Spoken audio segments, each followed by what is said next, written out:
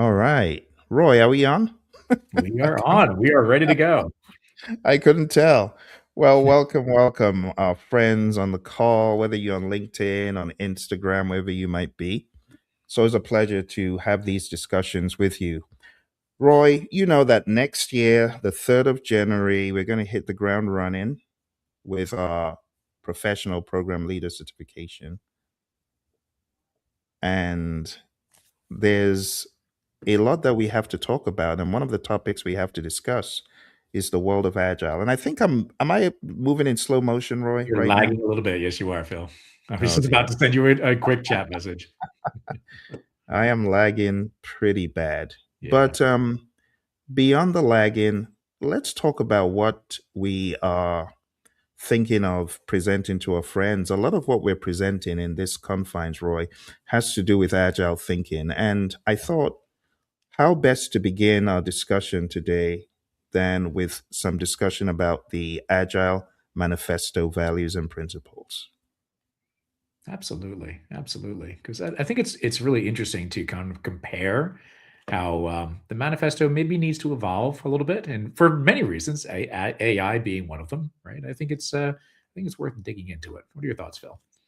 I think so too, Roy. Why don't we jump straight into it? Let's talk about this concept, Agile Reframed. And in Agile Reframed, we're going to be looking at the Agile Manifesto through a different lens for the AI era. I know the purists are going to be mad that we're saying Agile needs a rebirth in terms of how we juxtapose artificial intelligence and its crazy hyper iterative nature Hmm. with agility. You talk about agility, well, AI can come right alongside you and it can either make you a lot more agile in your thinking and actions, or you could get stuck in bad habits and old ways and the stuck in a muddiness of the awesome 2001 document. Hmm. So, the concept, Roy, Agile didn't become relevant because of Scrum boards. A lot of people think it did. Yeah. A lot of people think that Jira is the reason why Agile exists. It is so not. The tooling conversation, right? It is so not a tooling conversation, but it's ironic because a lot of the people we would have thought would know this, they don't. They think Jira has become the driving force. It is, and it's unfortunate. And Phil, going back to your some of your earlier comments there, I'm sure we've all heard "Agile is dead" on the internet, right? We hear that Hmm. all over the place, and I would obviously it's an alarmist kind of perspective. I wouldn't say that it's dead, but I would say it's tired, right? It's been misused, it's been abused. There have been a Abused. lot of yeah, it's been abused like crazy. There have been a lot of transformation failures out there because it's not that necessarily that Agile failed, but the organization failed to change with it. So there's lots of reasons that happen, and rather than getting into that, I think it's worth revisiting some of those things. And the tooling conversation is one of them. A lot Yeah. of organizations viewed the tool is the center of the world, which goes against the manifesto. Is Hmm. literally stated in the manifesto. It's not about the tools. Exactly. Yeah, right. So we need to get back to the roots. Let's get back to Get what back to Agile the is. roots. Get back to the roots. And, Agile became relevant because the world stopped behaving predictably. Absolutely, and absolutely correct, right? Predictability started going away because technology was evolving so fast. People were evolving. Social media, there's an Yeah. internet. All of these things happened, to make it so everything is so fast. Access to so much information, and now it's evolving even faster because we've got this new thing that's been out, new like in the past few years anyway. Yep. AI, right? This new AI is thing. completely changing this, right? Absolutely, Roy. So, without much ado, let's jump in to a discussion about the awesome, we love it, okay, the Agile Manifesto, but it does have to be looked at differently. And also the world of the PMBOK guide, it also has to be looked at very differently. But we'll tackle that one after this. Yeah. Let's Exactly. deal with One at a time. the more, Let's yeah, conquer the world one step at a time, right? one at a time, absolutely. So, Roy, the very first agile value, it states individuals and interactions over processes and tools. Yeah. But in this new age, we don't just want to say over processes and tools. It's very simplistic to look at it that It is. way. Mhm. But we need to understand that in the world of AI, we have augmented humans. And You sure augmented do. humans just means you are adding on the ability to hyper iterate. But AI is a multiplier. It's not Mhm. your decision maker. Is that a right way to think of it, Roy? Because I know a lot of people, they run to their little GPTs and ask it to make decisions. Terrible It idea. asks them to create principles and ideas. And that's not how to use the tool, is it, Roy? Not at all. AI is a thinking partner, but you never outsource decision making to a tool, to a technology. That's a terrible, terrible idea. AI is wrong a significant percentage of the time. And so, why would you possibly trust it to make decisions in a human Mm, world?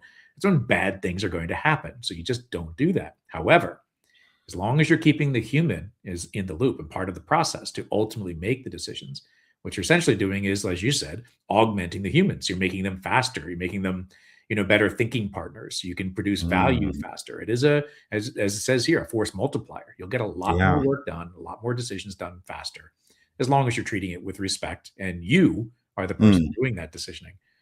So here's one of those cases where the tool is actually really improving the human. So yeah. yeah, we don't want to throw out the tools necessarily. We Hmm. want to make sure that they are partnering now. So it's a kind of a Absolutely. different perspective. It's no Yeah. longer the tool doing the job; it's partnering with the tool. Absolutely. Absolutely. So, as opposed to looking at AI as an opposing force, get it on your side. We Yeah, talk about agents in this day and age. Hopefully, a lot of our friends know about agents. So, we're mhm, using it as an agent to help us go through our own decision making process, but the decision making process does not exclude us. In fact, we are at the helm, the driver's seat of those absolutely processes. correct. And never relinquish control. Right? Never relinquish. I love that, Roy. That should be a rule. Never Yes, relinquish control. It's an overarching mindset. 100%. Definitely. All right, let's talk about the next one. Working product. You and I like using the word product as opposed to software. Yeah, and Phil, we've talked about this a lot. This is one of the things that I think the Agile Manifesto and the Agile community in general really got wrong. It's so focused on software, and yeah, we get it. That's where it came from, and there was a reason for it to be about that. But Agile's in every single industry. It's everywhere. So stop the software focus, stop the technology focus, the tech focus, and let's just focus on getting work done. Right? It's about the work, Mm, it's the services, the products we're producing, not just about software. Right?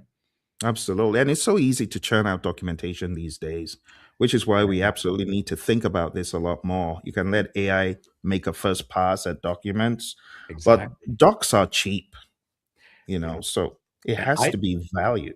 absolutely, and I would actually say that in an AI world, documentation has now actually become more valuable than it was in the past. Mm, Because by building the right documentation, it's not just like documenting everything that's happening. It's building the right documentation is useful for your AI interactions. So yes. documenting things like your standards, your Mm, architectural artifacts, all of these, your organizational context, your values, your strategy, putting that in reasonable levels of documentation and allowing your AI to have access to that is going to make the responses so much better. Right. So documentation is actually becoming even more important than it was before. Right.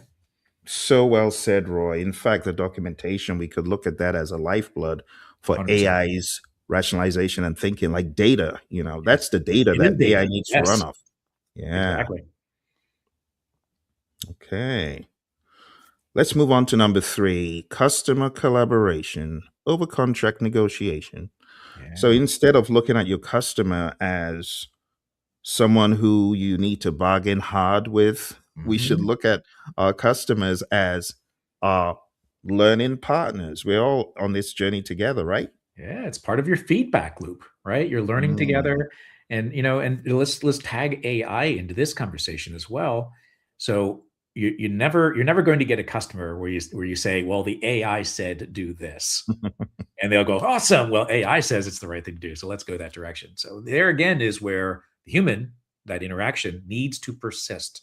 You've got to have that human interaction. But there's no reason why you can't use this partner, this technology partner to help you with research. Have it help you understand what some of your customer problems are. What are people saying on the internet? What's customer sentiment? What is the market Mm, saying about your customers and their products and services, so that you can have a much mm. deeper understanding of where they are. Now, in the past, that would have taken you days or weeks to build all that. Now you can do it in minutes, right? It's so fast Minute. information. So use it as your Absolutely. research partner, right?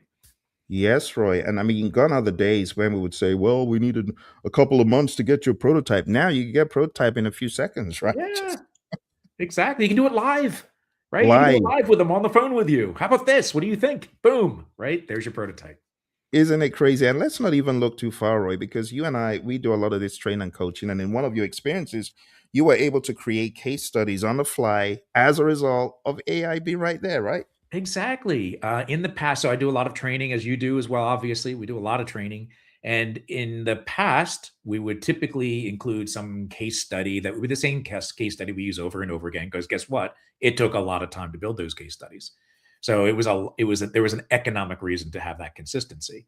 Well, today those economics are gone, right? So now what I Mm, do is, and this is a real world story. I was teaching a class, and I was working with a training partner. I said, look, let's not use the traditional case study you've got in your materials. Let's come up with one on the fly. Let's let the class come up with one. And we were teaching the class, okay, folks, we're going to do this. And we got in and we opened up ChatGPT and we went through a few iterations. And right there, within minutes, we came up with a case study that was relative to that audience on the spot. And it just took minutes to do there. And it gave me all the information, built it out, and it actually turned out to be something they were currently working on, which was really kind of interesting. So they were really excited about it. They were a little concerned that the internet had access to that, right? Because guess what? If you're not careful, bad stuff happens, right? They let out some Absolutely. public information, or private information should not have been public. Yeah. But the key there is it's changed the dynamics. You don't need to do these repeatable things because you can change on the fly so much faster, right? Right there on the spot, rather than Right there. thinking about it and making it canned. You don't have to do that anymore, right? Absolutely. And I was just sharing my own experience with you, Roy, a few moments Yeah. ago, how I had this client and said, okay, I need this in Spanish. Yeah, I know you've got this app developed in English. Yeah. And within seconds, minutes at most, the Mhm. tool was able to change around an entire app and give you Portuguese, Brazilian, and Spanish and French, Yeah. and you could flip back and forth. This would have taken a number of hours for a human developer to do. Plus the So as a translation service you would have had to pay. exactly, the translation services. So this is an example of customer collaboration. As opposed to you spinning wheels, AI helps you take what is near and dear to the customer and make it happen just in a Exactly. blink of an eye, which is truly invaluable. And Roy, what about responding to change? I mean, it goes hand in hand with what we're talking about. Yeah. Sometimes you need to pivot. Your firm is called Pivot Agility. So Pivot that pivot agility. mindedness, yeah, that agile mindedness to pivot, AI just helps you amplify that. But you got to have a willing human, right? A willing human, and I'd also say a willing system, meaning your organization needs to be prepared to pivot so much faster, right? So think about it in your traditional organizations, where things were defined for, or your policies and governance were defined for predictability, where work has to be sequenced for humans. There has to be authority, where your decisions go up, you wait for steering committees and decision authority. All these kinds of things happen. If you do that today and try to make AI work in those kinds of environments, basically all you're doing is making coming to a decision faster, but still being limited by all those internal systems that are going to slow you down. Now, when you're dealing with humans, that slowdown might have been necessary. Now you're slowing yourself down and you're limiting your ability to respond to change. So it's not only just us internally, our teams making these decisions and Mm, working faster. We also have to look at the organization as a whole. Can the organization absorb the speed of this change? And mm. most organizations are not designed to absorb it. That's a real problem, right? They need a total overhaul. Speaking of overhaul, Roy, we got a really interesting chat from one of our I friends, just saw that. Yeah, Self it's Big great. Conscious. Yeah, so Roy, we've been talking about a number of concepts in Agile. But one of the biggest things that would help someone who wants to move from being, because you know, Roy, you were in this world. Why don't you Oh, answer yeah. our friend here? Give Yeah, so our friend I some was two the cents. software engineer for a long, long time. Okay, longer than I really care to admit. But I was doing it for a long time, so I'm very technical background.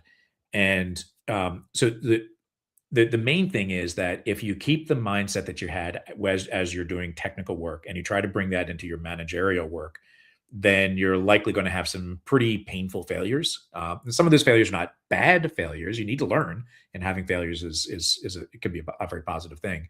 But we'd like to have you avoid some of them, some of the unnecessary failures. So one of the things that this program is going to help you with is help you think in different ways. Think a little bit less structured, a little bit less, the logistics of doing things. And coming from a technical background, it's very much about sequencing and thinking about things in a very logical order. Now, it doesn't always work like that. To be adaptable, sometimes you got to take risks. You got to, think outside of the logistics and the sequencing and, dependencies. And there's more to it than just that, right? You have to think in a very adaptive mindset, right? So this program is designed to help you think. It's going to make you uncomfortable, right? Mm. It's definitely going to make you uncomfortable, which is helpful, but it's going to help you think in a different way, change some of those thought patterns. So you're seeing things more as a system. You're seeing how your decision making and your adaptability is going to help, implement those systems. So this is a good program to help you think in a very different way. Phil, what are your reflections on that? Absolutely, Roy. So, from someone from a very heavily regulated, very heavily process driven industry like Yeah, aerospace, worked at the likes of Honeywell and Motorola and American, I yeah, can tell you that in order for you to get into a managerial position, your thinking has to change from it being does. more tactical to being even more strategic. And you know, Roy, when we talk about managerial, there are different levels. Even at the managerial level, you could still choose to have warped Hmm. anti agile thinking, or you Yeah. could choose to have leadership oriented thinking. Yes. And you know, the great John Maxwell, he says everything rises and falls on leadership. So Hmm. in this program, we're going to teach you how to be a real success in whatever role you're in, whether you're director level, whether you're VP level, whether you are any level you can think of, manager level, because it all rises and falls on leadership. And at the organizational level, part of leadership is strategy. And strategic thinking is not It's often taught different. in, yeah, it's different, isn't it, Roy? It's Yeah. not taught in agile, in a lot of the agile courses. It's not taught in a lot of the program and project management courses. Yeah. You're still thinking tactically, but we need you to think even more elevated, like Roy said, systemically, holistically. So instead of thinking about projects, and Yeah. programs and even products, you're thinking more holistically about value. You want to talk about that, Roy, about the value mindedness that this Yeah. program is going to open people to? Absolutely. So you've probably seen it on the internet, especially in the agile communities. There's a lot of conversation about, value oriented thinking, value delivery, that sort of thing. Now, and it's a little bit overused sometimes, right? But it's actually at the core of where most organizations should be. Most organizations are focusing so much on delivering a project: scope, schedule, budget. They're focused on those three triple constraints. And while they're still important, right, and we don't forget those, we still have those in the back of our minds. What's really more important is that you're delivering value to those people that want that value, right? They're your customers. That could be any number of people.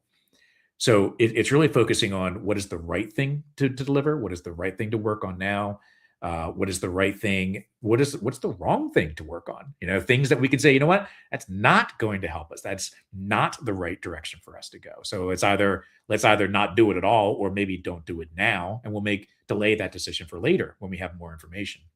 So that value thinking is very different from the more traditional project oriented. I've got an idea, build a project around it, build a team, but you must deliver all this scope, off you go, without fully thinking through, is it the right thing? Is it the right thing now? Is it really going to get the response that we're looking for? What results are we looking for? What the outcome we're trying to achieve? Mm, That value thinking is very different, right? And this is going to help you with that. very different. Thank you, Roy. And actually, I look at this as a pathway for those who Yeah. are keen on elevating their careers. If you're looking to go from projects or from being an engineer into more managerial, as you put it, Yeah. so that you can actually lead. The word management is often misconstrued with leadership. There's a big difference. Big difference. Management, let me take the words of Steve Jobs, management is making people do what you think they should do or what you want them to do. But Mhm. leadership is helping people to do, to see the possibilities Yeah. of what they never even thought they could do. Like you help people to blow their own minds. That's Mhm. what leadership is about. It's an enabler force. And unfortunately, Roy, let's be honest, a lot of managers, they don't have the leadership gene because Yeah. it becomes more prescriptive and carrot and sticks. But in this program, Mhm. by the time you go through this residency with us, your mindset, your language, your posture, your confidence is going to so radically shift that you will be set to continuously evolve. It's kind of like giving people an elixir, Roy, for constant evolution, so that even if you wanted to go all the way to the top, to the CEO level in a firm, we're going to show you how you need to be thinking as opposed to thinking tactically, project Mhm. level, program level. We're going to get you to be thinking more portfolio and executive oriented. So there's a lot you're going to learn. There's so many nooks and crannies. We have PMIs, let's not forget, right? We don't want to Bring it discredit the into the great mix. work that our colleagues Yeah. have done, right, Roy? There's some Absolutely. great stuff in these books, but it's making it more pragmatic so that Mhm. you can speak the language. Roy, you want to talk about the language that this is going to help people to absorb and be able to Absolutely. practicalize in the boardrooms? So not only are there different thought patterns that we need to have you think about, thinking about things in different ways. Obviously, there's a whole vocabulary, right? So there's we talk about things in different ways. There are different words for it. You're going to learn things like value streams. You're going to learn about OKRs and the metrics that you might be able to use to help measure all this stuff. You'll understand the difference between traditional portfolio and more of a lean portfolio. You'll talk about roadmaps and how they differ from Gantt charts and these kinds of things. So we'll help you understand the language that you are going to need to know in order to move into these higher level positions. And also, if you're looking at strategy, what does it mean? What is strategy? What's a product? Right? These are kinds of the discussions that we need to go through. Right? So there's whole vocabulary, different way of thinking. That's going to help you get to that path that it's not just the next job we want you to get. It's Mm, jobs after as well. Right? absolutely. This, honestly, this is going to help set many of you folks up for life. Like honestly, when we tell you you haven't been in an environment like this, do understand that this is going to set you up for life. If you want to get more about this, go to programleadershipinstitute.com and go onto the curriculum. There's so much that we, could keep telling you you will get from the program, but hopefully by the time you go to the website and you take a look at the depth, right? Because we're going into programs, we're going into the world of PMI when it comes to programs and portfolios, but we're also going into an unexplored track, which Mhm. is the agile program leadership, which is based on many, many, many years of doing this as Roy has delivered this to top Fortune 500 organizations over and over again. You're going to be getting into the world of what I call the three P's in Agile: program, portfolio, projects. You could put in products, but it's through an Agile lens. And there's no literature about this out there. This is based on Roy's um, empirical information. Right, Roy? Yeah, absolutely. And I think it's important too, Phil, as you were talking about, we're not going to disregard the traditional approaches as well. It's Mm, extremely important for yep. you to not just understand where the world is moving to, but also where they are today, right? Let's Mm, understand traditional approaches. We're not going to throw all that stuff out, right? yeah. We're going to keep that. It doesn't all go away. Projects aren't necessarily going away. Project Mm, thinking might modify. It's going to evolve. yeah. But these things, you need to have a good understanding of where we are today, what the value is in that, because there is value in those traditional approaches as well, Yeah. but also give you that lens where you can Mm, look at things from a more adaptive mindset so you can see where the world is going because it is yeah. evolving and traditional Mhm. approaches are starting to diminish and these other approaches are starting to increase. You got to understand them, right? You gotta. And you gotta incorporate. You gotta incorporate, understand and incorporate So PMI is very big on the word hybridization these days. It's Yeah, because they know where things are going. it's Look at how changing. PMI acquired. Well, they didn't acquire. I think that's. Look at how they. Well, they've got their stamp on it, Roy. If you go to the Agile Alliance website, you Agile see PMI Alliance. all Yeah. over it. But there's a reason why PMI did pivot. Yeah. Yes, they did a good deed, but at the same time, PMI they know they need to pivot towards AI, which is why Yeah. you now have a boatload of AI programs with PMI, Yeah. and you also have a lot of agile concentration in the CAPM, in the PMP, in all of these fields. The only thing that's missing, Roy, is a bringing together of the very many ideas, hybrid, AI, program, project, portfolio. How do I, as an executive, a Yeah. professional, a business person, take all of these and make them relevant to my industry? That's what you're going to be learning in the program. Absolutely. A lot of stuff. And I think that there's Yeah. an interesting response in the chat. Been technical so long, zooming out sounds like a good idea. So, let me share a little bit about my personal journey. I know Phil, you've got similar stories. One of the hardest things for me when I switched from being a software developer into being in management, and I was management for a number of years, was the ability to let go, Mm, the ability to see things in a different perspective. It's hard to trust, right? When your job is on the line and it's someone else that's doing the work, it's really hard to let that go. wow. So letting go of doing the work, and now you're starting to manage and encourage others to do that work and build that leadership in where you can trust that your team members, the people that you're managing, are able to do it is really, really hard. So, one of the things that this program is also going to help you with is to learn how to build that trust with your teams, to learn how to build in transparency so you can have a trust and verify process. You can trust them to do the job because they have the technical capabilities that you help them acquire, right? But then also you build the transparency so you can see when they're not doing it the right way. Mm, And that's going to make you feel more confident that you're able to lead this team into where you need them to be for your own career, right? For your own value, right? You need to accelerate and do more things, right? You can't get there without building great teams, right? right. Hard. Absolutely.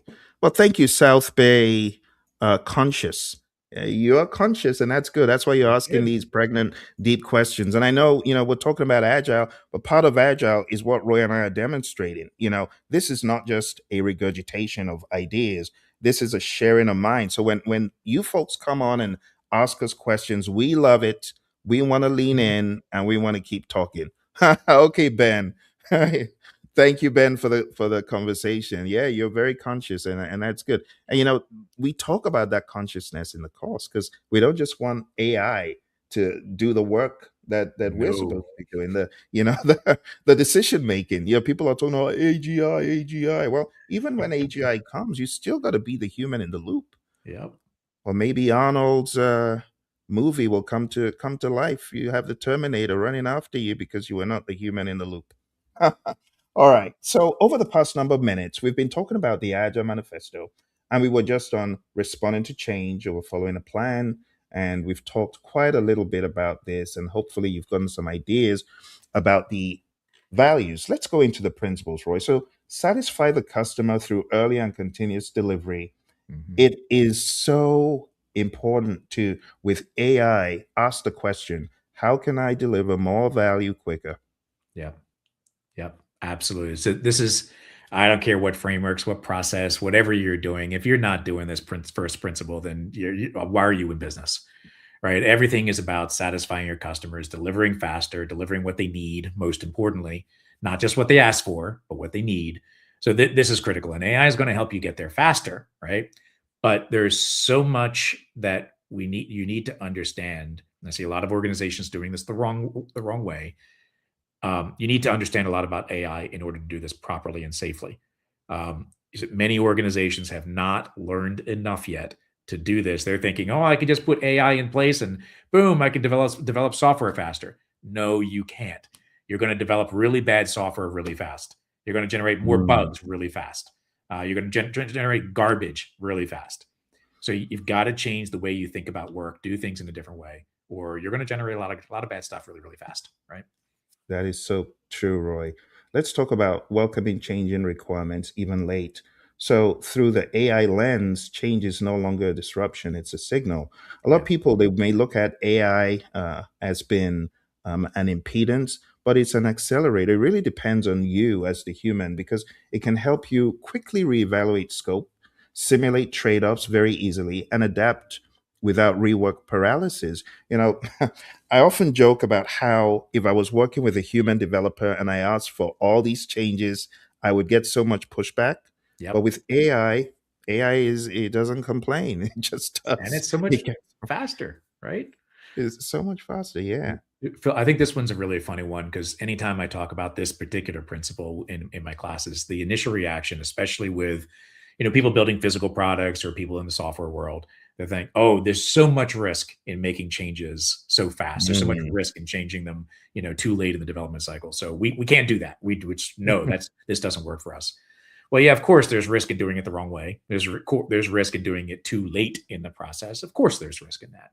But now bringing these tools into play, like, bringing in an AI that's capable of doing this, it's reducing that risk. It's making it a lot Mm. easier, a lot safer to make these changes faster. If you're doing it the right way, if you're putting in the right Right. guardrails, of course, your risk is now significantly reduced. So you can make changes later in development Mm. safely, right? So Yeah. it's completely changed the way that we think about work and trying to put building things in a traditional, like an SDLC as an example, if you put it into a traditional, software development lifecycle, it doesn't work anymore, right? You got to think differently, right, Phil? Absolutely. So, just for context, I know some of our friends, we got friends who are zealots, and that's okay, Roy, That's right? okay. Absolutely. We We welcome got it. zealots, Yeah. yeah. So our agile zealot friends, they might think we are, coming against the manifesto. No, we're only showing you that AI is an augmentation of the already great thinking, but you got to amplify the thinking even more, like deliver working solutions frequently. Well, in the world of agile, we want you to think about the hyper iterative nature of AI influenced projects. The frequency beats polish. Let's go to the old days of predictive where you would do everything to be picture perfect. Yep. Well, AI helps you beat that. I want to get it all polished. AI enables rapid scaffolding, fast Yeah. experimentation, low cost failure. You want to talk about that, Roy? Yeah, absolutely. I mean, so let's work backward. Low cost failure, right? So you can build something, a prototype, an example, a test in seconds, minutes at Mm. most, right? It's so fast. So if you fail and you've only spent 5 minutes doing something, what's the cost of that? Right. So now fail really, really, really fast, right? Fail Yeah. lots, and Yeah. jump in and make those mistakes because the cost of those failures is so small now.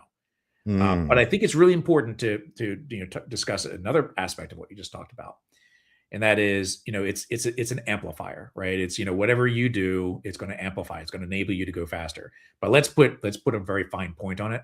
If you're a bad coder, it's going to make you a really fast bad coder, right? Yeah. It amplifies you, right? So Mm. it relies on your skills. It relies on you being good at your job and having that capability, because it's just going to do what you tell it to do, just really, really fast.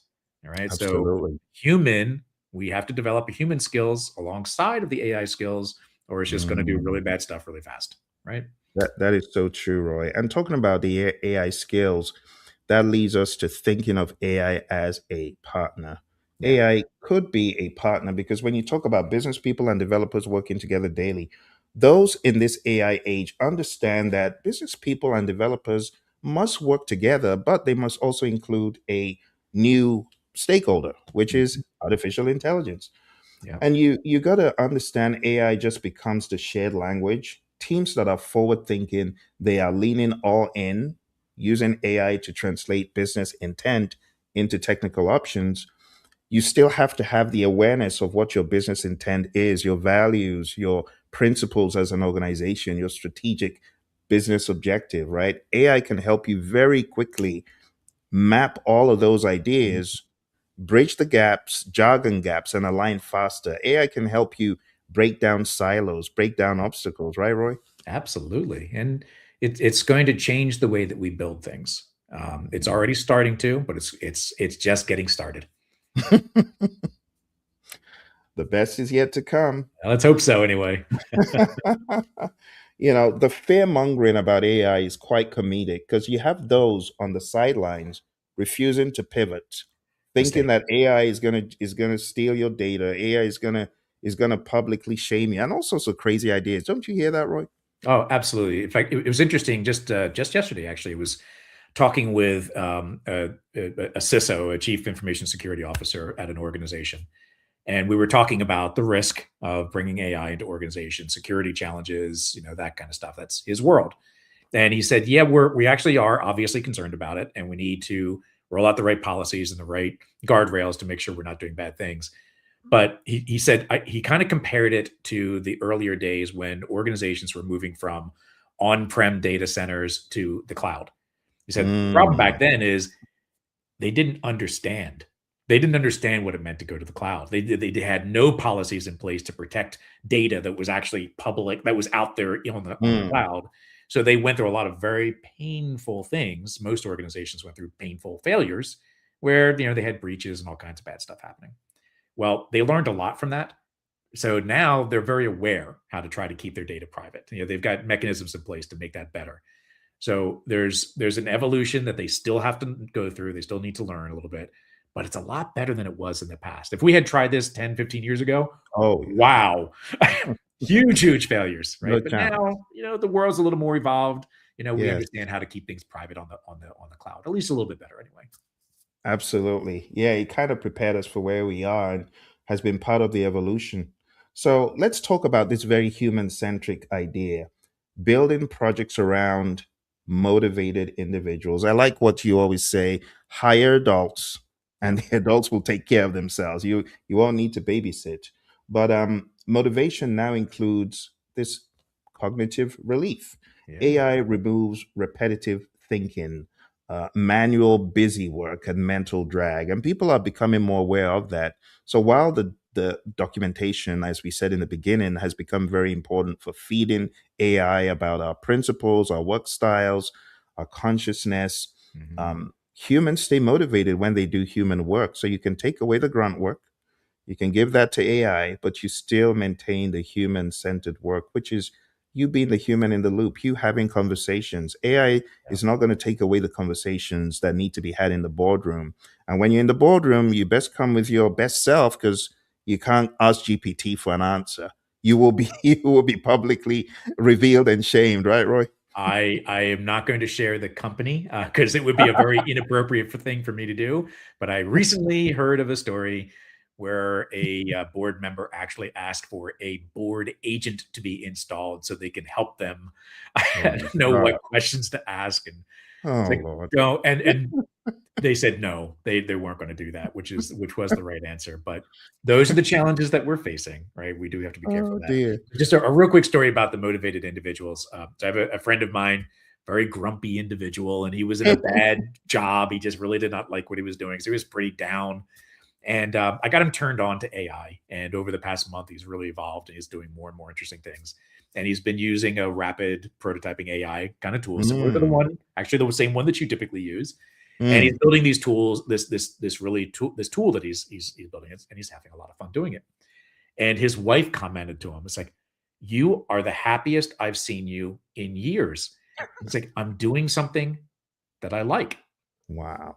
And so motivation, bringing these tools into play where you can try and fail, and you're doing interesting things. You're doing Mm, things that they are interested in doing a lot faster. He said he would get into it and just forget about time. He was just wow. so excited about what he was doing and so motivated by using these new Mm, tools that it's changed his entire perspective. So wow. these tools should not be viewed as demotivators. They're Yes. things that can help you do the things you love doing faster and maybe take away a lot of the things you don't love doing. I love that, Roy. I mean, that just reminds me of Herzberg's theory of hygiene factors. Yeah. People are not motivated necessarily by the salary and all that. Taking them away would be bad. But Yeah. what really motivates people is having a self worth of what they're doing, Yeah. understanding the value of what they're doing, and being excited about it. So it just sounds like a Herzberg story all There over. you go. Exactly. Lovely stuff. And that takes us to another human centric one. This is what AI will not, should not replace face to face conversation is great when you can have it, but when you're not able to, uh, so Roy, let's just talk about good old having the cameras on. It's not rocket science. This could help. This is where I've received the most pushback in agile training. When I give them the manifesto and I say, go at it, debate it, tell me what you don't agree with. The number one This that is always usually the comes up one. is this one. Yep. Is this one. And they're like, well, Phil, we actually work better because we develop together and we need to see a single shared screen and contribute in that way. So if we were to meet face to face, they would be worthless. But meeting online together, it actually is helpful. So have you had any pushback on this one, Roy? Constant. We're an international organization. We can't meet face to face. The budgets aren't there for travel. It's like, yeah, absolutely correct. So guess what? You're going to be on a lot of Zoom meetings or Teams meetings or whatever, electronic. So how can we make those closer to face? Turn your stinking cameras on. Right? And this is a risk that we may have as we're starting to rely more heavily on tools like AI as a partner. Mm. We might start to no longer have that human connection, right? Or Mm. at least it might diminish. Now that is a huge risk. Human beings are social creatures. You've got True. to keep the human connection. You've got to socialize. So it's now even more important to build those Mm. socialization activities. Get on a 15-minute daily scrum call. And guess what? You're going to be talking less about work and maybe more talking about each other, sharing Yeah. stories, having a socialization time. The human Mm. aspect is more critical than it ever was because now you've got this AI partner that you're going to be talking with on a regular basis. That's not a human, Mm. right? It's just not a human being. I thought it was really funny. I think it was Sam Altman, made the statement that it costs tens of millions of dollars every year just saying please and thank you to your AI, right? Because of the compute and energy consumption, right? Yeah. And all that. And it's true, right? Uh-huh. People tend to whatever that word is. They make it treat it like a human, right? I'm having a hard time talking apparently today. Anthropomorphize. There Anthropomorphize, it is. whatever. So we tend to treat it as a human being, but it's not a human, It's and we not. need to remember that. And it might make us feel good. And it might Mm. AI is notoriously sycophantic. It's like, Yeah. oh, you're a genius. What a great idea. It's like, I just made the worst idea ever. And now you're telling me this is awesome. Let's go down that thread because you're making me feel good, right? Oh dear. So now the human connection is even more important, right? So that is one of my biggest concerns is that we're going to start losing that, and Mm. we got to keep it in check, We right? got to we got to consciously, do everything possible. Going back to face to face conversation and how people now use AI in the meetings. One of the most distracting things is having AI very visibly take copious notes on the side panel. Yeah, I don't think that's I don't think that's the best use of AI. So Roy, I want to lean into your yeah. ideas about how you can use Copilot to not just be a dumb terminal facilitator, but to Mhm. get it to be a little bit more even humanistic in its value it gives you. What do you have to share with us about that? Yeah. So what we're not really using these facilitation tools for, and Copilot Facilitator Agent is one of these things. We're not using them really to do analysis of the meetings. Great. I don't have to take meeting notes. That's awesome. That's a big help, right? It saves some time.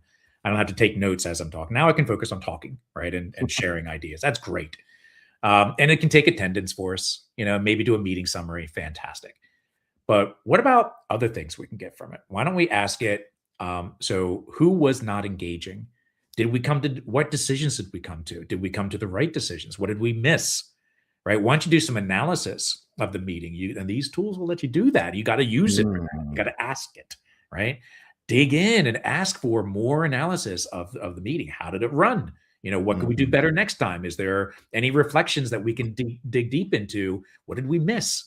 Right. So Right. now maybe you can use these tools because one thing it does really well is it looks for patterns, right? Mm. Movement patterns, speech patterns. AI is really good at that, right? It's not a true understanding, but it's close, right? It's pattern recognition.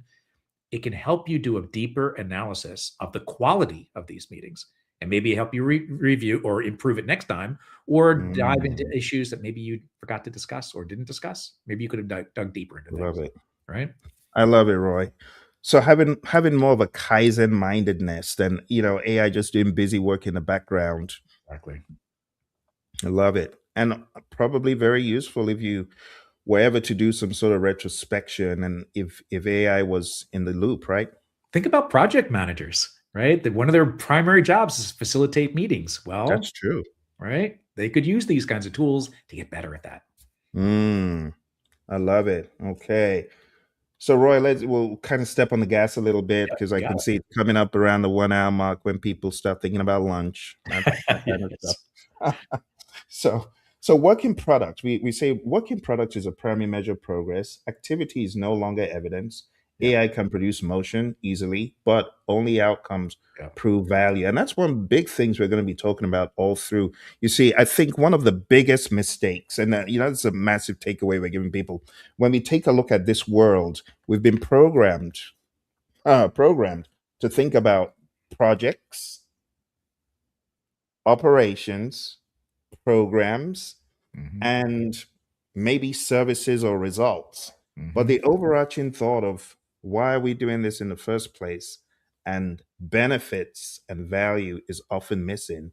So when we talk about working product being a primary measure of progress, yeah, AI can produce motion, but it still goes back to that idea about outcomes proving value, right, Roy?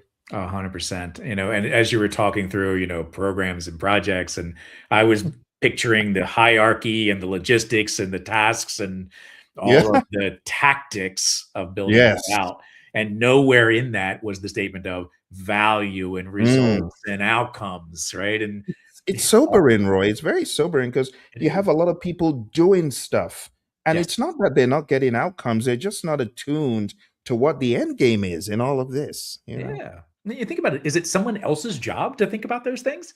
Or should it be everyone's job to think It about those should be things? everyone. Everyone Yeah. should be focusing on that, right? Everybody should Mm. be acting as if the CEO and their customer was sitting right next to them every moment of the day. So they're Yeah. making decisions to help improve, right? Help it build better value, better experiences for your customers and your organization, right? That's what we should Mm. be focusing on, right? Absolutely. Now, speaking about value and outcomes, let's go on Mhm. to sustainable development.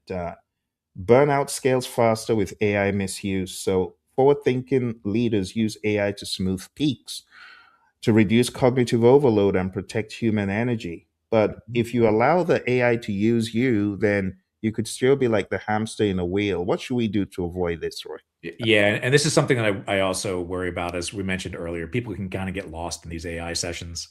If you really start enjoying it, it's you can lose yourself pretty quickly. Now you're having fun, but you can burn yourself out pretty quickly, right? You got to have that Mm, socialization. You got to just step away from your desk.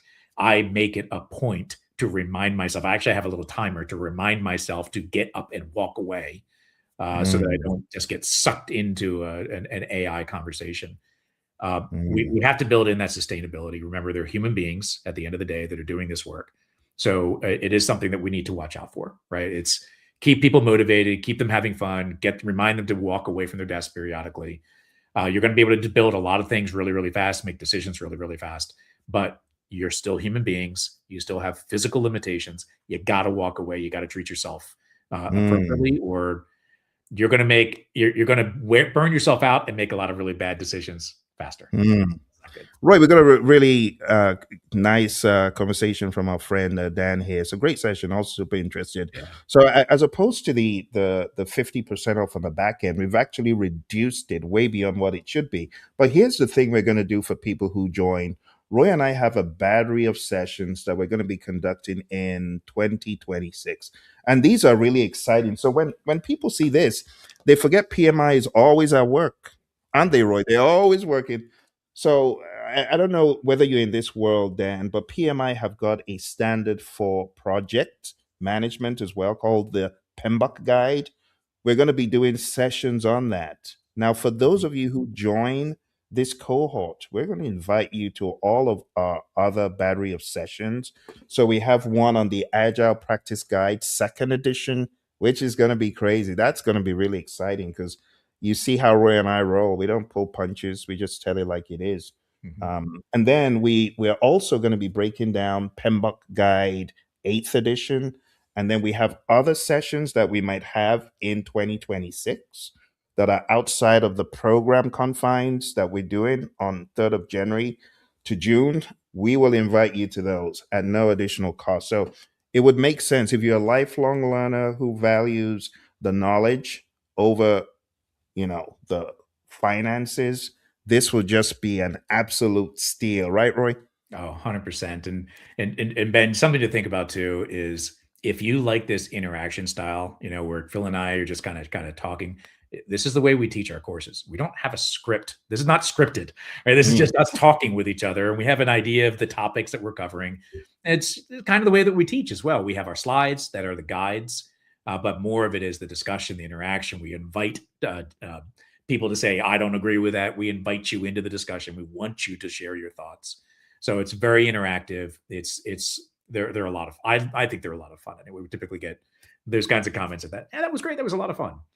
We just have a blast doing it, and we also want to hear from you along the way. It's very different training. That's why we tell you it's residency style. You are coming to camp with us, and our mindsets and ideas are rubbing off on you. By the time you are done, your confidence level. Let's talk about this for a second, Roy, because what happens in a lot of these certification programs Yeah. is you get the stamp of approval. You are now a PMP or CSM or PSM or whatever you are, right? Yep. But when you go back, you're like, do I really have the understanding of how to pragmatize it? You see. And Roy and I have been there. We've been Oh, I've imposters got lots of ourselves. failed stories. Yep. Have a ton of stories.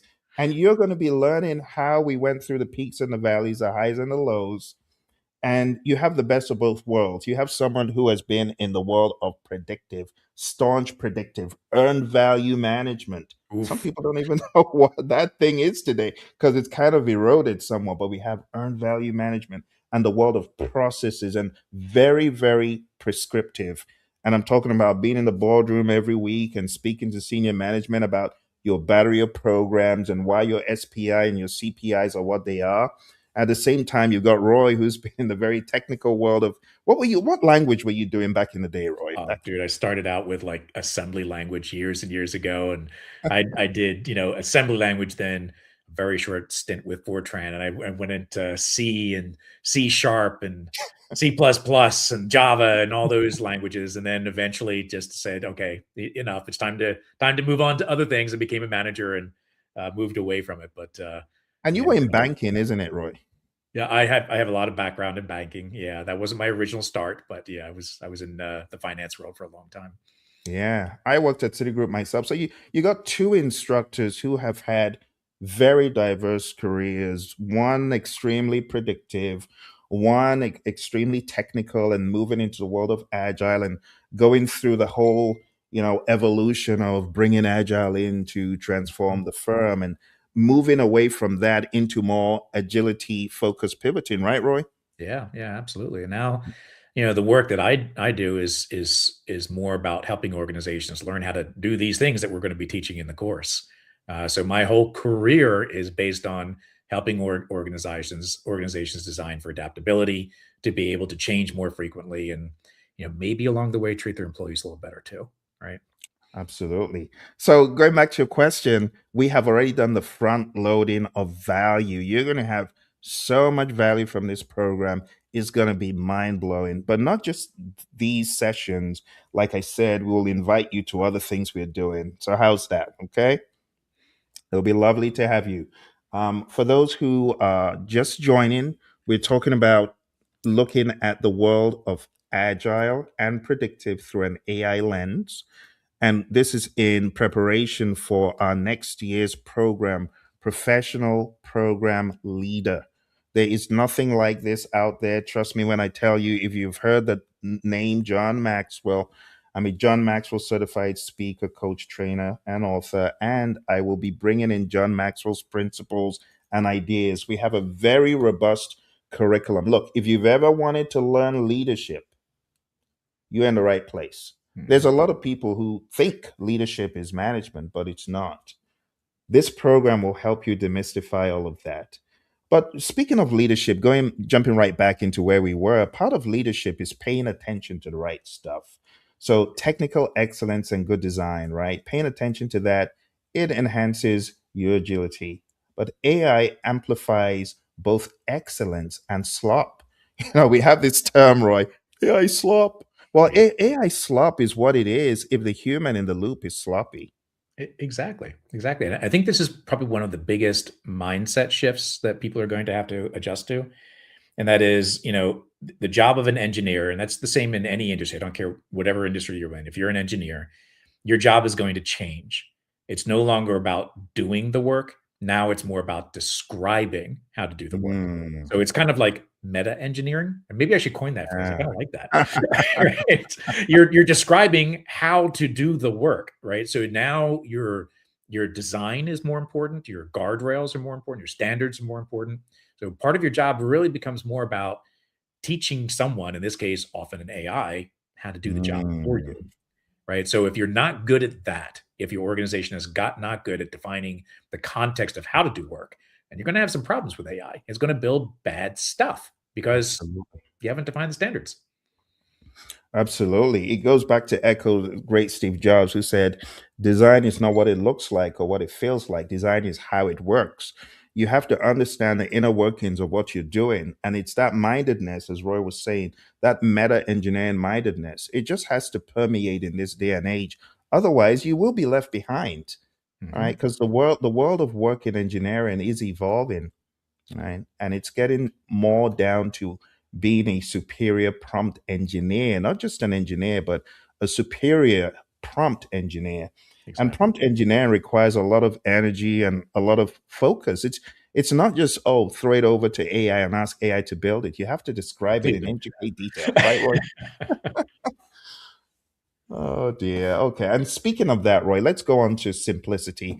How should we think of simplicity, the art of maximizing the amount of work not done? People always struggle with this. I think this is probably one of the top three that I Yep. get pushed back on, like, Phil, slow down, slow down. This doesn't make any sense. How would you help people unravel this one, Roy? Yeah, I think there are really two lenses or two perspectives on this one. One of them is, as it says here, AI temp success. So you can easily generate a lot more than you actually need, and it's going to be very Mm. tempting because it's very fast, right? If a client doesn't ask for something and doesn't need it, then you don't do it, right? Still need to focus on what's the most valuable, and it's not always, hey, this is cool, right? Mm. Tempting. But here's another perspective of this is that I've seen this happen when I teach prompt engineering courses. They try to build the perfect prompt. So they don't actually iterate. They don't, say, start with a simple prompt and grow it. They try to put everything in their very first prompt. And guess what? The prompt still stinks, right? It's still a bad prompt. So you have to really get into that iterative mindset, not just in doing work, but also how you interact with your AI. It's an iteration, it's an iterative approach, and you're going to do lots of bad prompts, and you need to Hmm. get used to that. And it's okay. It doesn't matter. So because it's so fast to change it, right? Mm. So correct, Roy. There's this syndrome, I just call it the gourmand syndrome, which just means greedy in French. You can become so greedy with AI that you want every feature. Back in the day, the product owner would say, okay, let's prioritize this thing. But instead of having that hat on, you have the gourmand hat. You go to the bakery and you want all the scones and all the cakes. And that's not how it works. The real skill is knowing what not to generate and choosing restraint over Mhm. noise. So 100%. yeah, AI can develop a million things in a day, but the real work is knowing what brings the most value for the customer and helping the customer discover, right? Mhm. It's about knowing what not to do, right? Mm, what not to do, exactly. Okay, best architectures and designs emerge from self-organizing teams through Mhm. our AI lens, our AI enhanced lens. AI supports exploration, not command. We're still not going to be lording it over the team saying, well, AI told me we need this, so you do it, team. That is a sure way to failure. Teams that think together and test quickly win. So, Roy, what's our general perspective from in the practical world about best architectures and self-organizing? That's a term people struggle with. You remember, It Roy, is. we were teaching this company, name withheld, Mhm. and someone said, "Well, this wouldn't fly in our firm. You can't help self-organized teams." Yeah. What do you have to say about that? Yeah, I say they're wrong. And yes, you absolutely can have self-organizing teams. What it requires is a different managerial and leadership mentality to enable Mm, those self-organizing teams. And the challenge is many organizations are top-down structure, hierarchical, making the jobs easier for management and leaders rather than making the job easier for the people doing the work. I always find mm, it funny that we in organizations we're typically very hierarchical. We organize based on skill sets and all this kind of stuff. But the reality is work doesn't fit neatly within those lines of the hierarchy. And work tends to span across the hierarchy. And then we build in these complex processes to enable it. And then bad things happen, right? So mm. self-organizing teams, still important, still need to do it. Absolutely. All right. And we have our final one. And this is a favorite because a lot of teams, oh my goodness, if only they did it, Roy. If only they did this privately and Mhm. publicly as a team. If only they retrospected. If only. But a lot of teams, they do the same thing Yep. from Q1 to Q4, And complain about it. expecting a different result. Yes. And they complain about it Yep. instead of having this reflection lens, right? So Exactly. teams, the idea is to retrospect and do it privately, but do it as a team. Yep. And reflection is now data rich. When you reflect, when you have the right data to reflect on and you use AI as an amplifier, it's just going to help you spot bad patterns, Yep. surface blind spots. It's going to help you improve faster. Let me even just say if you are about to communicate and you put your mind into a communication that you're going to like send out, AI can help you right there see ways you can improve what you're about to say, right, Roy? Absolutely. It might give you some perspectives that you hadn't thought of, so you can explore together about different options. And I think this principle number 12 becomes even more important, not just getting together to reflect, but reflecting individually continuously. Right. So it's maybe more Mm, of a true Kaizen kind of approach where you're continuously looking to improve, improving yourself, improving your relationship with AI, improving your relationship with your team members. And I would even say the next level to build truly adaptive organizations, you need to have the organization reflecting. Right. So how is the org mm, doing? Is the work flowing properly? Things like that. So this is to me, this becomes even more important than it ever was before. And it was already one of the most important things you could do. absolutely. All right. So here's the meta shift. What agile will become. It's no longer about ceremonies. It never was, but this is time to hyper tune our thinking. It's no longer about ceremonies and roles and framework compliance. Mhm. It's now about sense making. It's now about judgment so that you can sensibly pivot. It's now about leadership, understanding uncertainty. And as a result of that, creating safe space for your people. It's about forward thinking principles, right? AI accelerates delivery, but still humans will define the direction. Yep. It's about speed, but not speed without reflection, because that's just noise. This is where you, as the human, need to say, okay, time out, let's reflect. Let's ponder on the events of the day, or the quarter, of the sprint, or whatever time box you might be using. Tools serve thinking, they don't replace it. So, AI as a tool is just helping you amplify your thinking. It is not replacing your thinking. When we talk about value, it's all in the overarching outcome. It's not in the artifact. You can have tons of artifacts that no one is using and no one's getting value from. The overall value is what matters. Outcomes, not artifacts.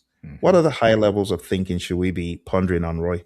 Yeah, these are key items. Something I would encourage people to think about too is there's a word that we're going to be using a lot during our session called flow. Hmm. You need to think about how work flows across your organization, across your team, where your bottlenecks are, where you need to do rework. You need to think of it as a system. Your organization is a system. Your team is a system. So this is literally called systems thinking.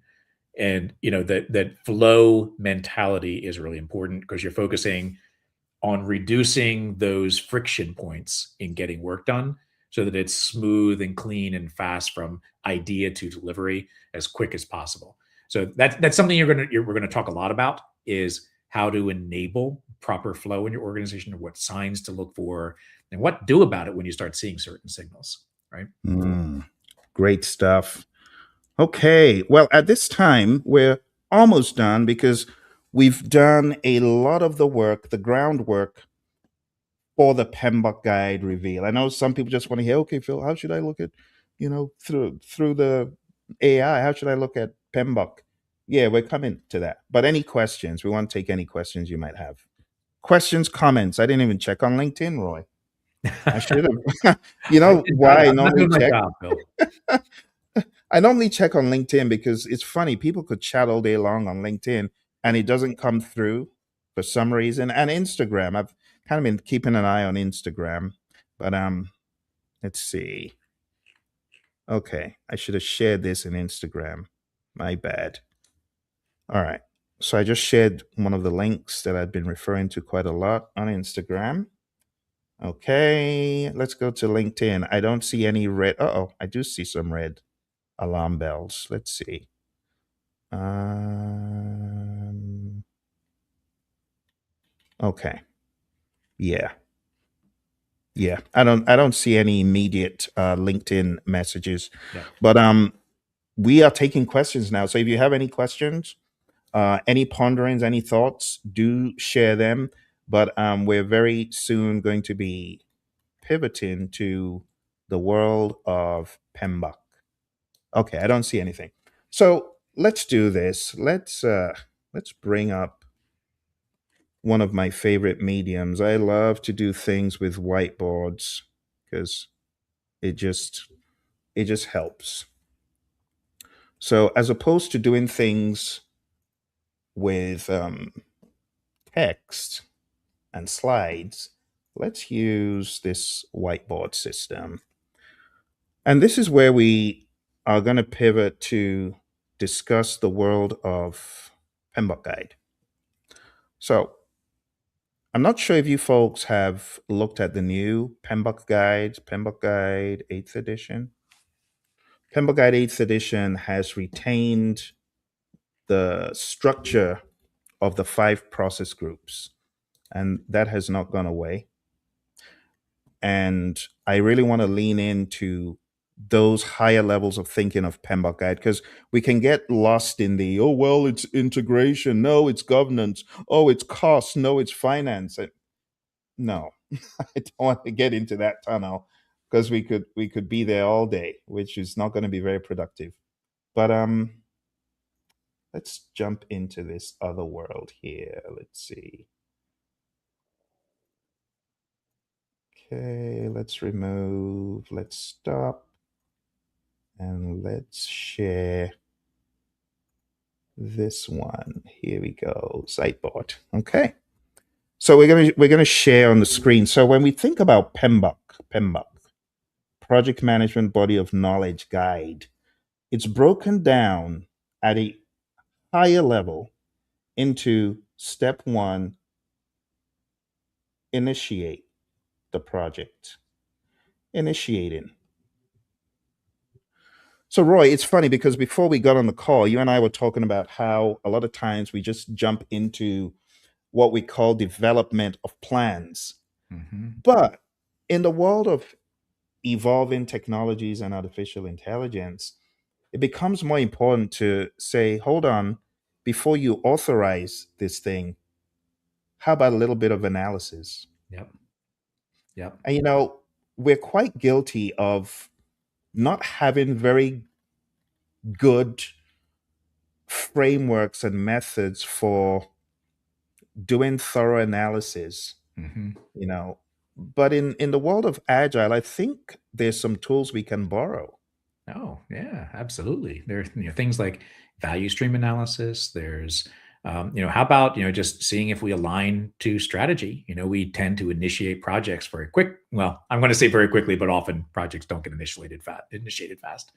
We initiate these things without seeing if it's actually really going to help us move the needle on our strategy. There are executives and others, they spend a lot of time trying to figure out where they want to go as an organization. And a whole bunch of projects wind up on your portfolio. And do they actually really align? Do they actually really do anything for your strategy? There's a bunch of things we should think about before we initiate a Mm. project. And AI can help us with that. Imagine if you had a context repository of all of the direction that we want to go, Mm. our organizational strategy, our values, our customer sentiment, where are we going as an organization? Have all that context available and using AI to say, is this fitting? Right? Does this Mm. work? Is this part of our strategy? Will it help accelerate it? Will it slow us down? Is it meaningless? You could make use of AI to help you decide, is this the right thing to work on? Right? Those are brilliant thoughts, Roy. So let's put some ideas here for our friends. So when you're thinking like that in this new world of AI, as Roy was alluding to, you got to ask questions like, okay, can we predict feasibility? Should we Mhm. do some benefits realization forecasting?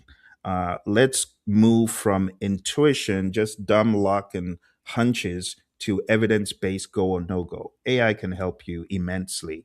So I think one of the things that is missing in a lot of the conversation is what precedes initiating. Because anyone can develop a project charter with the software available. You can just ask GPT, create a project charter, or PMI's Infinity. PMI has Infinity.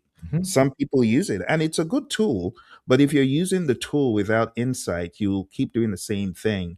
Yeah. Whereas you should be asking, am I doing the right thing? So that's And I think it's initiating. important that AI that you just mentioned, it is a good tool, but it's Mm, trained on PMI data, not trained on your organizational data, right? So if you can absolutely. add that and your organizational data, now you've got great Mm, confidence, right? empiricism, that data, that tested and tried, not just, oh, well, ChatGPT told me, but is it Oh, based yeah. on oh, the proverbial ChatGPT told me? You can't Yep. you can't keep doing that. You gotta evolve. All right. The next thing, Roy, that we do very well, maybe too well for our own good in the world of PMI, is planning. Right? We talk a lot about plans. Oh my goodness, Roy! If I started telling you the plans that we have, well, you've worked for some of these firms, so you've probably heard it. Yeah. You know, but we have a project management plan for everything, but we have a scope management plan, a schedule management plan, a cost management plan, a quality management plan, a resource management plan, a Yep. communications management plan, a risk management plan, not to Yep. mention a change management plan, and a configuration management plan, and a procurement management plan, and a stakeholder And, engagement and, plan. and Phil, how long do they survive as you're working on a project? Honestly, Roy, the question needs to be, do you even refer to these plans And they never do. once? Yep. I worked on a project, Roy, and I'll keep the company confidential to protect the non innocent. But true story, a boss said, okay, after developing the Gantt chart, okay, Phil, just leave it on the wall. Aren't we gonna use it to track the No, no, no. This was just for stakeholder X. He just wanted it. Let's move on and do things more agilely. Wow. Mhm. Wow. And that's the sad reality. A lot of times we develop these big old plans that are valueless to Yeah. us as a team, valueless to many of the other stakeholders. People cry for a lot of stuff. And then you end up developing these big old Gantt charts, these big old plans, and they're not being used, or Yeah. they're being used the wrong way to hold people to the fire as Mhm. carrot and sticks. And we Yep. want to move away from that mindset. So, my idea as far as how AI can help you, you want to use AI as much as possible to do the grunt work, right? So, Exactly. integrated plans, once you have the structure in place and you feed it the right data, and maybe you've got empirical data that could be used, don't reinvent the wheel. Just reuse a lot of the information that you have. But you also need to be thinking about scenario simulation and optimization. You can use AI to help you create your work breakdown structure a lot quicker. Yep. I didn't say do it for you, but help you. You still need to feed it the data. Still need to think about the logistics yourself, but AI can come alongside you and help you do those things. So, Yep. as opposed to you using so much brain power, you can use your brain power for more stakeholder, human oriented things. So, Roy, is this kind of the mindedness we think about in this agile world as we look 100%. at what our tools can do for us with backlogs and such? 100%. I will say that in a more agile environment, you would not need 90% of those plans, right? You just don't do them because, as you said, they're either Mm, valueless or very low value. mm, And you learn as you're doing things so fast that, I'm not going to spend months and months putting together all these plans. I'm going to spend a week or a few days, mm, and AI may mhm. make that even faster. Do these plans as fast as possible, and do the right plans, the ones that you need, and then start building things and see what happens. Here's the reality: is the economics of experimentation and failing have just significantly shrunk. It doesn't Yeah. cost nearly as much to do more experimentation. It's not nearly as much risk to experiment more. So Mm, if you're in an environment that requires all of these plans and all these predictability and control mechanisms put in place, you're going to restrict your ability to use AI. You're not looking at the bigger picture that I don't need them anymore because I mm, don't have as much risk. It's not going to cost me as much if it goes wrong, yeah. right? So you got to adjust, right? So we don't do those things because they're just not really that valuable. Absolutely. And one of the words that I use, when I'm using a tool such as AI to plan, I'm going to ask it the question, how can I make this a leaner, meaner plan? Yeah. Lean and mean. Instead of having big old plans that no one looks at, no one cares, you want to do the valuable stuff. And as you can see on the screen here, part of the valuable stuff is actually using AI to simulate risks, do risk Mhm. modeling, resource modeling. Those are some of the things that could help you way beyond just having stacks of documentation or gigabytes of PDF documents that no one cares about. Yeah. And I All right. do that as well in an agile world. And I think we don't do it enough in agile, that we really should be doing more risk analysis. Absolutely. Yeah, that's very true, Roy. Yeah. And in our Agile Basics program, we often say these are things you can borrow from the Yeah. predictive world. And because we have that risk number, that risk factor that Yeah. we talk about in Agile. We call it a risk score in predictive, but we Yeah. look at it as a factor. We need to do a lot more like that in Agile for We really sure. should. Agreed. And then we come to one of our favorite places, which is actually getting the work done, which is executing. Hmm. So you as a project leader, if you really wanted to use AI to amp up your leadership, because executing is getting the work done, but you are not the developer, right? You're not one of the developers typically.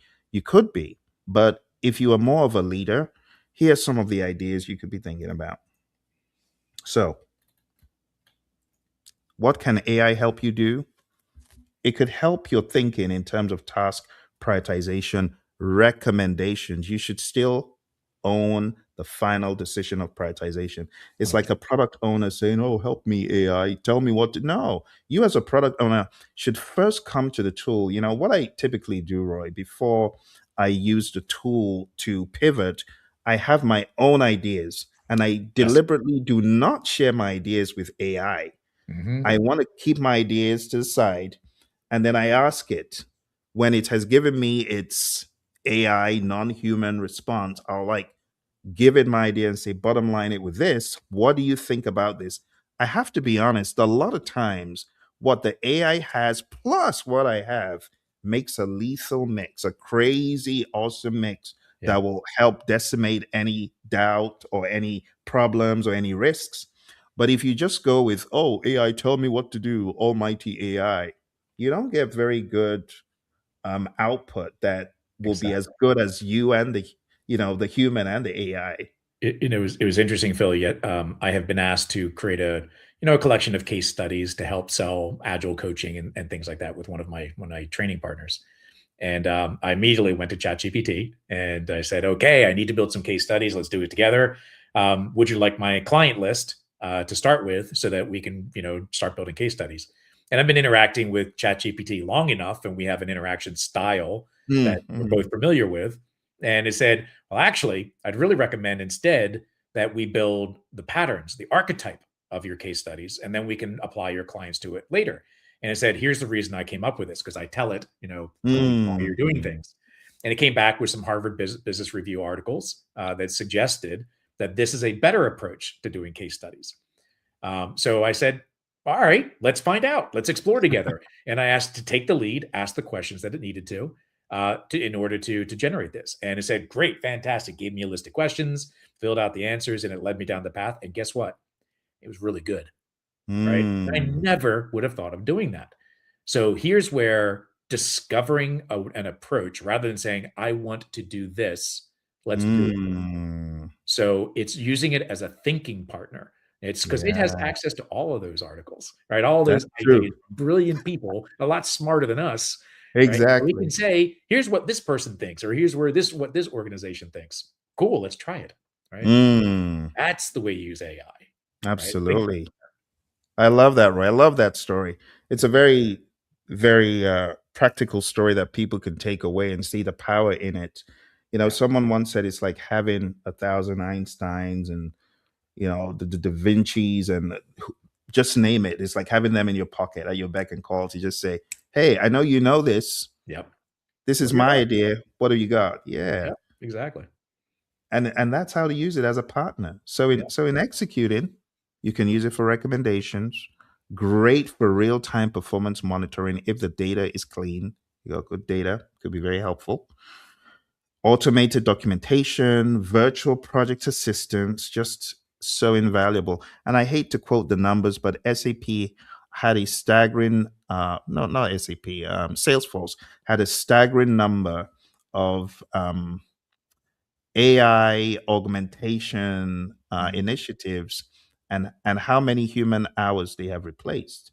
But those are tedious human hours that can be used somewhere else. Yeah. That's how I like looking at it. Instead of being bogged down by AI is taking away my job, I like looking at it like AI is taking away grunt work Yep. and another human will take your job, not the AI. It's another human that knows how to leverage AI that takes away People should jobs. be thinking about it is how can I leverage AI to so it can do the things I don't like doing, Mm, right? Let it take away the grunt work. That's the good use. absolutely. All right. So we're going to shift from manual coordination to intelligent execution. When you do that, the problem is the data. The data is always a problem, Roy. A lot of firms, they don't have the data that could be Yep. so liberating for their people. You know, if only they had the data that could help. But if they had the data, they could move away from a lot of manual, menial stuff to Mhm. more automated stuff. All right. The next big bucket that we have here is monitoring and controlling. Mhm. And going back to us speaking about data, data can help you wildly improve in these Critical. areas, right? Let's talk about continuous performance tracking. So, Roy, in this agile world that we talk about, I'm not sure what Jira has or what any of these version one. I'm sure they're trying wildly to pivot to AI. Do you see that? They are. Jira, Atlassian has, the tool, I think it's called Rovo, which is built into Jira. Um, Mm, I would let's just say that it's an early version, right? They still have a okay. lot of improvements that they need to make to it. It's a good start. I'll give them that. I don't use it much yet, right? But I'm hopeful that they get better and better at it. Mm. Yeah, I mean, it just makes sense, and I don't begrudge them. Everyone No, should no, not get, at all. yeah. It's an early adoption. It's not a bad tool. It's Mm. just I'm not getting the value out of it that I'm looking for yet, right? Mm. Eventually, I will. Gotcha, gotcha. All right. Well, goes back to what we're talking about here. Continuous performance tracking, predictive variance alerts, where your systems that you build. Roy, we're just talking about how many organizations are investing hugely in AI technologies and frameworks because they know that it's the way forward. Automated corrective action suggestions. You're not going to get all of these awesome bells and whistles if you don't have good data. Yep. KPI anomaly detection, AI can help you with that. If your KPIs have so much variation, they're not adding up. AI, I'm talking about millions and millions of data points. AI can very quickly sum up, hey, this doesn't make sense. This is not adding up, Mhm. right? So we go from just using lagging indicators, and there's nothing wrong in lagging indicators, but we go to using leading indicators, right, Roy? Exactly. Yep, exactly. You can do it, it would take you typically a long time to do it manually. AI can do it instantaneously. Absolutely.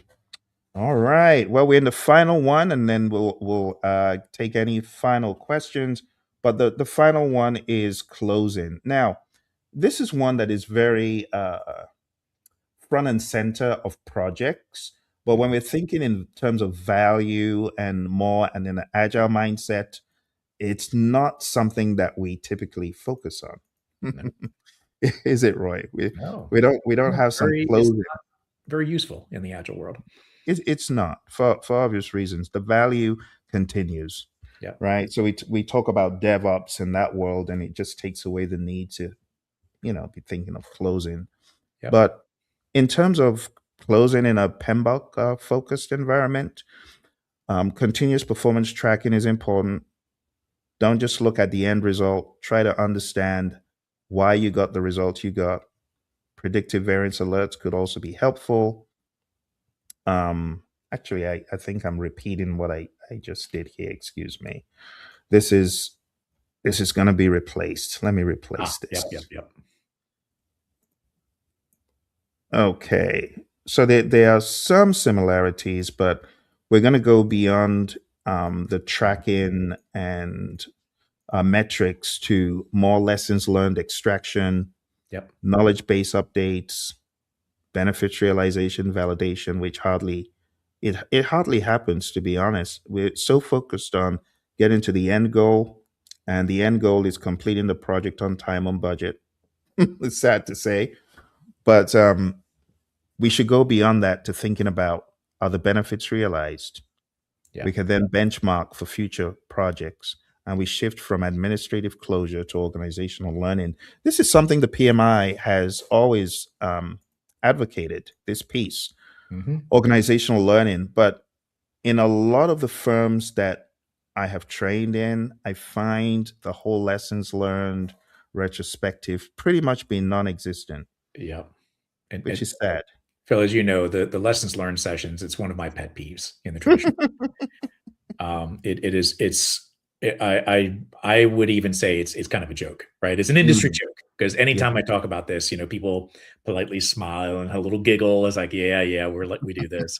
We go through this expensive process of collecting our lessons learned, very expensive meetings, write them down on Mm, in a Word document, put it up on SharePoint, and we just never reference it ever again. never. Now, here's something that may be promising. Well, now, with the advent of AI, what if we had our project repository? Let's just say it's up in SharePoint or something like that, right? Someplace where it's easily accessible by an AI like Copilot. And we take all of those lessons learned sessions and we put them up on SharePoint. Well, now, when we're starting a new project, I can reference my AI and say, hey, go look through all of our lessons learned sessions for projects that were similar to this with these kinds of constraints and these kinds of things we're doing and summarize what we might want to look out for, what things we could avoid to find the risks that we may be Mm. seeing. So it could come back in seconds after reviewing all of the lessons learned across all the projects that are similar to the one that we're about to embark on and say, okay, here's some things that we learned from previous projects. Wow. That would be invaluable if someone has built that, Roy. Yeah, well, it's easy to build too. That's the cool It's part. easy. That's true. It's easy. Because can Copilot like go through SharePoint and It can find? natively access SharePoint with all of the restrictions and governance already in place in SharePoint. Wow. If you don't have access to things, it maintains that. So it's built in. All you got to Wow. do is set it up properly and start using it. That is just mind blowing. And honestly, I'm sure a lot of people listening, we just ignited a spark where they're going to go back and look into their SharePoint repositories. And, lessons learned. The bad thing about it, like you said, Roy, is it could have been done a lot quicker, a lot sooner, a lot all through the project, which will add even more value. Like we take that from the world of agile, retrospectives over lesson learned, Mhm. just find out and pivot quickly Yep. every sprint as opposed to. So Roy, based on your experience in the real world of agility, are people still okay with time boxes and iterations, or are they Yeah, moving away? absolutely. They're okay with it? They're still okay with it, and there's still a lot of people that feel very comfortable with the time boxing and, things like Scrum, the frameworks, Mhm. things like that, and that's and Yeah. that's great, right? I'm not saying get rid of those, but you also are starting to see a shift in continuous approaches like Kanban, where Mm. now organizations are thinking, The Scrum thing is really good, and it's really helped us learn, and it's changed some thinking and the way we do things. But you know what? It's a little restrictive for where we are today, and maybe we need to open it up a little bit. And they start shifting more toward continuous value approaches. So it's changing, right? And I find that to be a very positive thing. The world is maturing. We're evolving into new ways of doing things. So I think we're moving away from some of those time boxing techniques. Lovely stuff. Well, thank you, Roy, for all of your insights, and thanks to all of our viewers who have come through. Those of you on Instagram, those of you on YouTube, thank you very much for joining. If you've got any questions, now would be a great time because we want to take any final questions you might have. Questions, comments, concerns? I don't see any.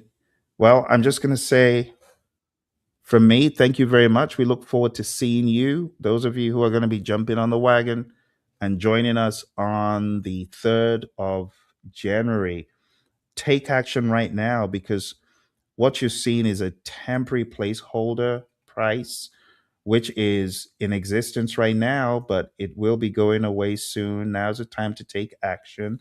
Just to remind you where to go to programleadershipinstitute.com and go through all the details. If you got any questions about it, you can always send an email to info@praizion.com. If you would like additional discussion, you got the phone number there. Let us know how to contact you. Even over the weekends, feel free to do that. Reach out. We really, really want your company on this event, majorly because we know it doesn't happen very often. Roy, we don't do these programs very often. So when we do, I ask people to jump on. We did one last week, last year, or earlier this year, the Agile Core Navigator. And we had a lot of people who were smart and jumped on. Well, we're not having Agile Core Navigator this year. So this is the program we've designed for our people because we know that what you get from a lot of these other certifications is great, but it doesn't bring it all together like this Mhm. does. Roy, any final words for our friends? Yeah, I just I hope to see everybody there. It's going to be a fun program. You're going to get this kind of interaction where we're discussing, sharing stories, sharing our failures, sharing our successes. Helping you find signals, and basically, we don't want to help you just find your next job. We want you to help you find the next several jobs, right? Mm, Help you with your career, give you a path that maybe you haven't thought about in the past. Maybe open up your horizons a little bit. absolutely. Well, thank you all very much. See you next year. All the very best in your endeavors. Happy holidays. Be safe. See you soon.